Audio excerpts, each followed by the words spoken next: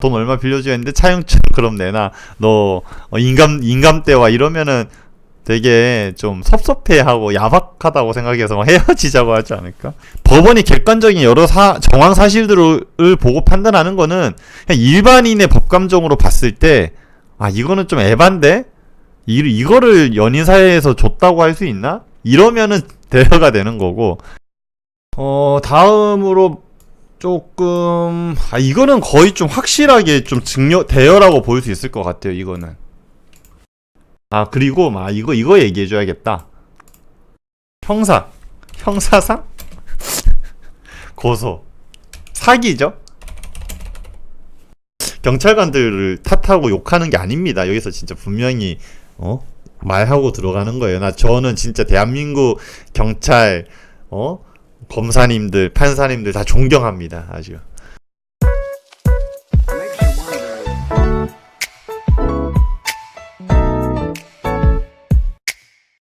안녕하세요. 오늘은 의외로 상담이 또 은근히 많이 들어오는 거. 이거는 좀 쪽팔려서 그런가? 뭐 친구의 친구들 이런 통해서 많이 상담이 들어오더라고요. 뭐 직접적으로 상담하는 경우는 많이 없고요. 어떤 거냐면 전 애인한테 빌려준 돈 받아낼 수 있나요? 많이 물어봐요. 이거 자기 돈 얼마 빌려줬는데 이거 어떻게 해야 되나 고민스럽겠죠. 당연히 뭐 둘이 사이 좋을 때야 뭐 돈 빌려준 거 문제 없는데 헤어지고 나면 화딱지 나죠. 일단은 돈을 송금한 내역이 있어야 돼요. 만약에 현찰이다, 이거는 뭐 말할 것도 없죠. 현찰로 빌려줬으면은 거의 뭐 증여했다고 해야지 받아내기가 힘들죠. 뭐 차용증이 있으면 모르겠지만 현찰로 빌려주면 차용증이 있으면은 뭐 받을 수도 있겠지만 아무튼 차용증 거의 안 쓰니까 연인 사이에서 힘들겠죠. 거의 못 받아낸다 봐요. 증거가 없는데 현찰로 빌려주면 돈을 줬다는 거 그 자체에 대한 증거도 없잖아요. 일단은 차용증 없는 걸 전제로 할게요. 뭐 연인 사이에서 돈 빌려주면서 차용증 받는 경우 나 한 번도 못 봤는데. 그런 야박한 사람이 있나요? 차용증 돈 얼마 빌려줘 하는 경우도 잘 없지만 돈 얼마 빌려줘야 했는데 차용증 그럼 내놔. 너 인감대와 이러면은 되게 좀 섭섭해하고 야박하다고 생각해서 헤어지자고 하지 않을까? 아무튼 그런 경우는 제가 못 봐가지고 현실 생활이 없잖아요. 현실에 일어날 수 있는 거를 제가 답해드리고 싶어서 차용증 없는 거 전제로 합니다. 차용증이 없으니까 현찰로 빌려주면 돈을 준 그런 증거조차 없잖아요. 그러니까 돈을 줬다는 게 먼저 전제가 돼야 되는데 그것조차 증거가 없으니까 힘들죠. 계좌이체가 됐든 뭐 수표도 거의 계좌이체겠죠. 뭐 수표로 뺏어주는 사람 몇 명이나 되겠어요. 이체로 빌려줌. 뭐 그 전 여자친구가 됐든 전 여자친구가 뭐 신용불량자라 가지고 뭐 전 여자친구의 뭐 가족들 명의 통장으로 빌려줬든 간에 송금 내역이 있다는 걸 전제로 뭐 전 남자친구도 포함해서요. 이 경우 받아낼 수 있나? 계좌이체로 빌려줬을 때 이 경우 받아낼 수 있냐? 이때는 송금 내역은 있죠. 일단 송금 사실은 있죠. 입증이 되죠. 근데 이게 증여냐 아니면 대여냐 다투게 되는 거예요.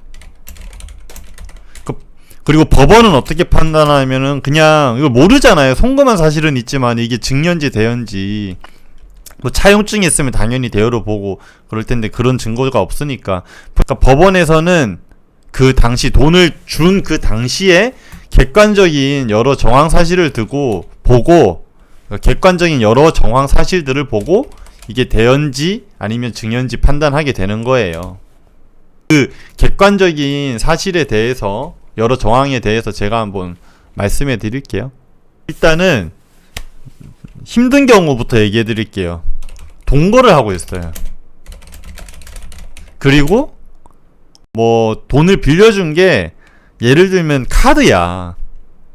카드로 빌려준 경우 어떻게 되냐면, 아 나 이거 뭐 사야 되는데 좀 사줘. 이래서 뭐 한 뭐 10만원짜리 15만원짜리 뭐 카드 결제도 해주고 뭐 생활용품도 사고, 그 뭐 예를 들면은 한 번은 얘가 음식을 사고 뭐 다음번에 내가 사줄게 했는데 돈이 없어서 일단은 너 카드로 긁어 다음에 내가 갚을게 해서 막 뭐 한 10만원 카드로 긁어주고 했어요. 그래서 어디서 외식하거나 해서 그런 거 이런 거는 안 된다 봐요. 이거는 같이 그냥 동거까지 했잖아요. 같이 뭐 생활비를 같이 쓴 거라 봐야지. 그러니까 함께 쓴 거지 증여죠. 어떻게 보면 함께 생활비로 사용하면서 이제 얘 생활비까지 내가 증여해 준 거라 보지. 이걸 뭐 빌려줬다. 뭐 10만원 외식했으면 5만원 빌려준 거다. 그렇게는 일반인들도 그렇게 생각하지 않잖아요. 판사도 똑같아요. 힘들어요. 또 이거는 힘들다. 뭐 10만원 뭐 이런 거 있잖아요. 짤짜리 10만 20만원 짤짜리 송금, 이것도 힘들어. 또 쉽지 않아요. 왜냐면 이것도 그냥 증여라고 볼 수가 있거든요. 근데 이거는 좀 그건 있어요. 만약에 10만원 20만원 해서 예를 들면 뭐 한 200만원 한 150에서 200만원 이런 작은 돈 있잖아요. 그거를 이제 뭐 빌려준 거니까 갚아라 이렇게 하면은 아마 쉽지 않을 거예요, 민사에서. 근데 이게 쌓이고 쌓여서 한 3천만원 이상 된다. 3천만원? 한 2천만원 이상이 뭐 이렇게 이상 쌓였다. 근데 이것도 뭐 2천만원도 한 10년 동안 뭐 빌려줘가지고 2천만원 쌓이면은 안 되고, 그거는 그냥 증여라고 봐요. 10년이면은 며칠이야. 365일 3650일 동안 빌려준 건데 단기간에 어느 정도 한 6개월 이내에 뭐 한 짤짤이 계속 송금해서 뭐 2천만원 됐다, 이런 건 대여라 볼 수 있어요. 아시겠죠? 다섯 번째 아까 짤짤이 봤죠? 그죠?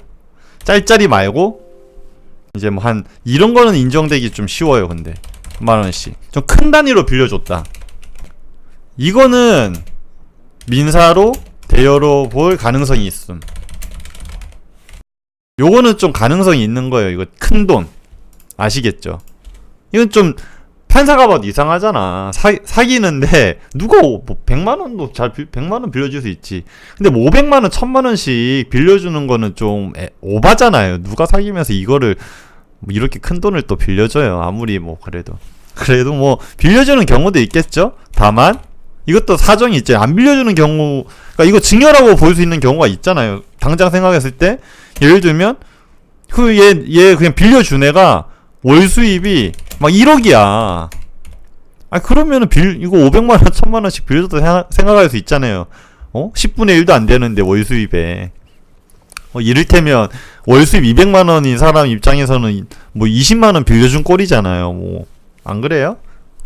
아니면 당시 로또 당첨돼서 뭐 한 10억 들고 있었어. 그러면은 뭐 한 3천만원 빌려준 것도 증여라 보겠죠. 판사가. 아니 너 로또 그 당시에 10억 당첨됐네. 아니 그러면 그때 그냥 쿨하게 500만원 1000만원 준 거 같은데? 증여 같은데? 판사가 약간 이쪽으로 기울지 않을까요? 그러니까 이거는 법원이 객관적인 여러 정황 사실들을 보고 판단하는 거는 그냥 일반인의 법감정으로 봤을 때 이거는 좀 에반데? 이거를 연인 사이에서 줬다고 할 수 있나? 이러면은 대여가 되는 거고, 아니 이거는 이 정도는 그냥 연인 사이에서 주는 거 아니야? 이러면은 뭐 증여라고 된다 보면 돼요. 뭐 그렇게 어려운 이게 용어가 아니에요. 그냥 판사가 볼 때 어떤 거냐 이 문제인 거예요. 뭐 그래서 1심에서는 이래 1심에서는 뭐 대여라 판단했는데 2심에서는 뭐 증여라 판단할 수도 있어요. 판사에 따라 생각이 다르잖아요. 다음으로 조금 이거는 거의 좀 확실하게 좀 대여라고 볼 수 있을 것 같아요. 이거는 어떤 목적을 가지고 돈을 준 경우, 그러니까 어떤 돈을 빌려줄 당시 어떤 사용 목적이 있었던 경우예요. 돈을 빌려줄 당시 어떤 사용 목적이 있었던 경우, 이거는 거의 대여로 봐야겠죠. 예를 들면 뭐 임대차 보증금 1,000만원 빌려달라. 그러니까 얘가 송금 내역이 1,000만원이 있는데 나중에 얘는 막 상대방에서는 이거 준 거다. 근데 아니다. 임대차 보증금으로 쓴 데서 내가 1,000을 송금했다 해서 얘 통장을 줘야 되거든요. 소송을 하면. 얘 통장을 까보니까 그 1,000만원이 그대로 뭐 임대인한테 간 내역이 있어요. 그러면 거의 100% 대여라고 봐주죠. 아니면 뭐 사업자금. 얘가 뭐 자기가 뭐 가게 차렸는데 뭐 권리금이 부족하다. 그래서 한 500만원 빌렸어요. 그래서 통장 조회해보니까 500만원이 들어갔는데 이 500만원이 바로 또 딴 데로 빠져. 그러면은 당연히 대여라고 보겠죠. 거의 99% 대여라고 볼 여지가 많음.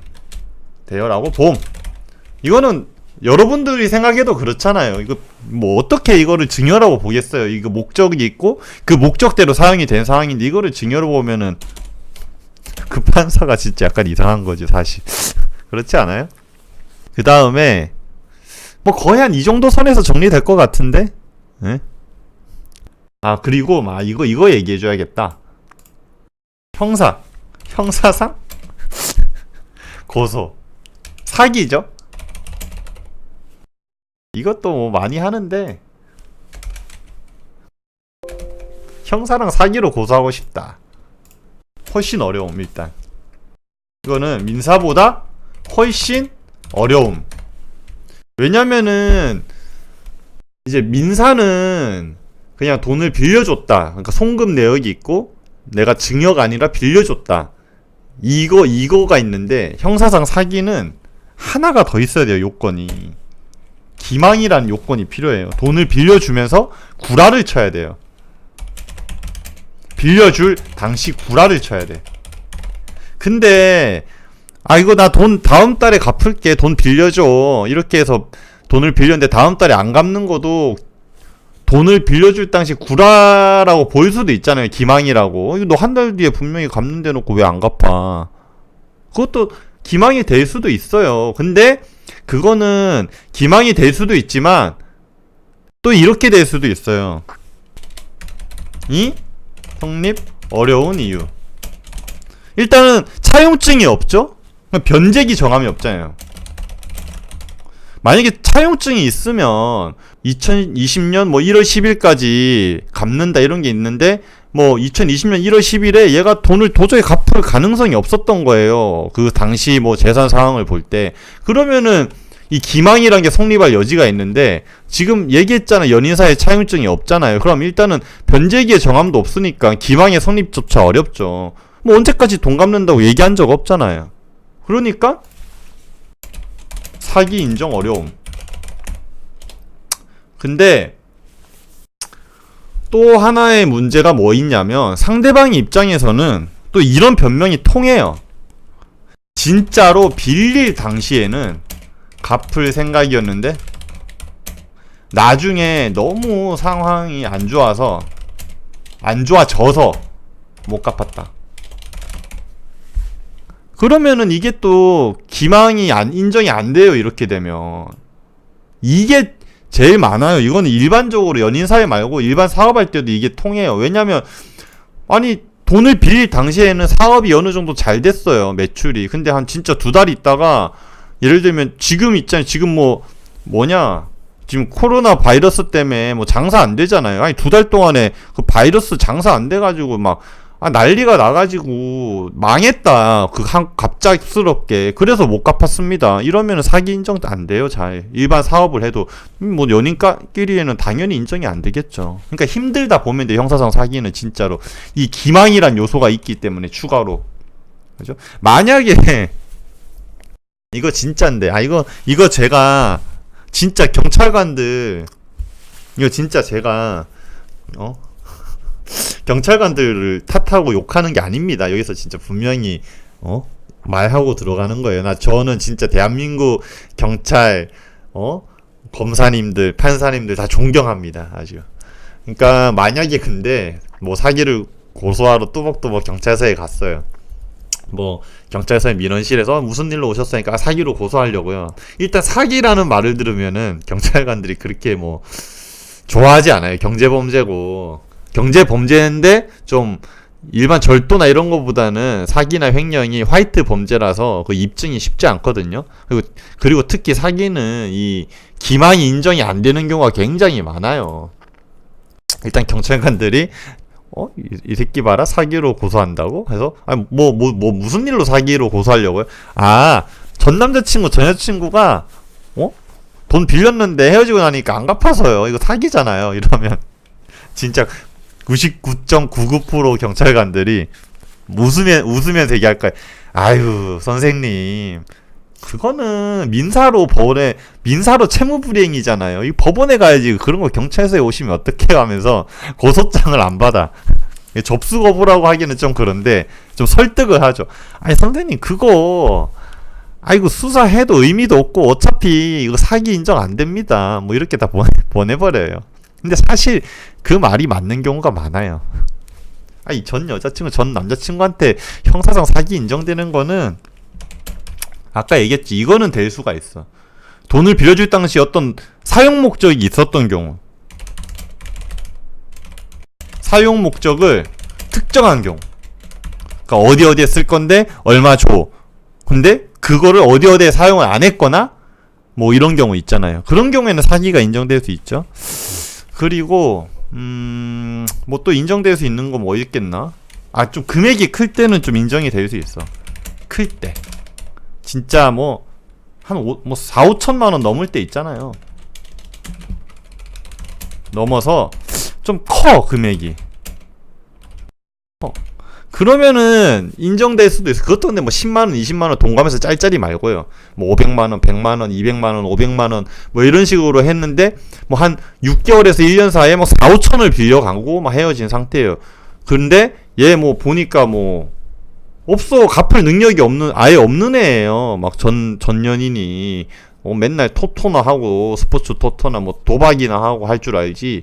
애초에 돈을 갚을 능력이 아예 없는 애였던 거예요. 그냥 돈 써서 어디다 썼냐 하면은 다 이상한 데 썼어요. 진짜 돈 한 푼도 없고 보니까 마이너스 1억이야. 대출도 신용불량자고. 이러면은 사기가 인정돼. 이 새끼 갚을 생각도 없이 그냥 전 연인한테 빨대 꽂아가지고 엄청 빌린 게 딱 보이잖아요. 그거는 경찰관도 이 새끼 조져야겠다 생각이 들죠. 아니 여러분이 경찰관이라도 경찰관이 되었다 생각을 해보세요. 누군가 왔는데 이거 들어보니까 이 새끼 졸라 나쁜 놈인데 조져야겠는데 하면은 좀 친절하게 잘 받아줄 거 아니. 경찰관도 사람입니다. 아무튼 어떤 내용인지는 아시겠죠? 제가 그래도 좀 경우의 수를 많이 정리하지 않았나? 전 애인에게 빌려준 돈 받아낼 수 있나요? 차용증 당연히 없고 민사로 했을 때 일단 송금한 내역은 있어야 돼요.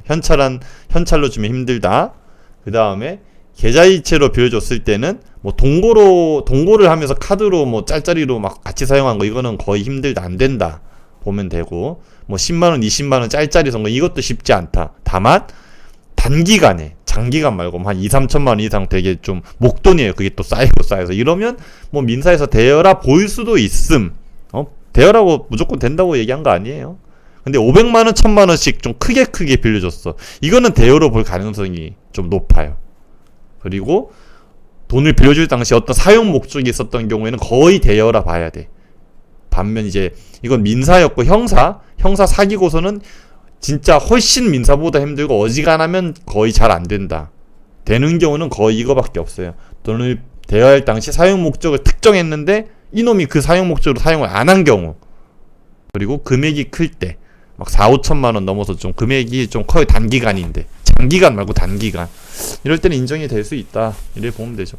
그리고 기본적으로는 법원에 민사를 하든 형사로 하든 좀 괴로워요. 전애인 형사로 하면 대질 신문을 할 수도 있고 민사로 하면 일단 무조건 보잖아요. 원고 피고면은 당연히 나와서 얼굴 보는 건데 그것도 불편하고 그 다음에 좀 돈 문제로 그렇게 보면 또 판사님이나 경찰관이나 검사님도 돈 사귈 때 좋을 때 줘놓고 헤어졌다고 받으려네 약간 좀 찌질한데? 약간 이 느낌이 있다니까요. 무슨 말인지 아시겠죠? 이 새끼 뭐 고소인이 됐든 원고가 됐든 민형사에서 이 새끼 뭐 졸라 찌질한 거 아니야? 뭐 그걸 갖다 다시 헤어졌다고 받으려고 하니 약간 이런 선글라스가 있단 말이에요. 선글라스를 보고 안 좋게 보는 거. 그러니까 제일 좋은 게 뭐겠어요?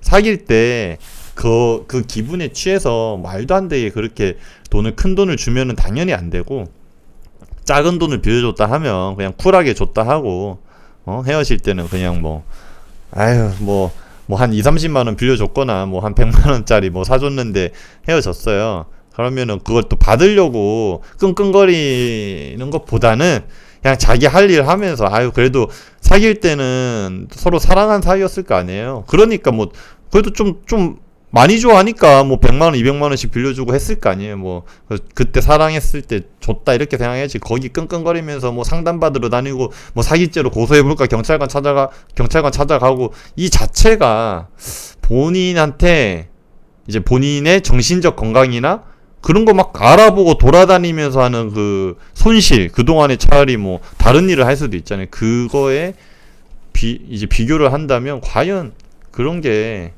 더 나은 행동인지는 저는 잘 모르겠어요. 저는 그냥 쿨하게 있고 자기가 그냥 열심히 다른 하던가 일도 아니면 다른 취미생활을 가지던가 하면서 살아가는 게 더 좋은 방법이 아닌가. 이런 법적인 문제로 해결을 하려고 전 연인 용서해서 없어 조질 거야 이런 복수심에 불타는 것보다는요. 그게 정신건강에 일단은 더 좋지 않겠어요? 저는 그냥 그렇게 생각합니다. 제 생각은 그래요.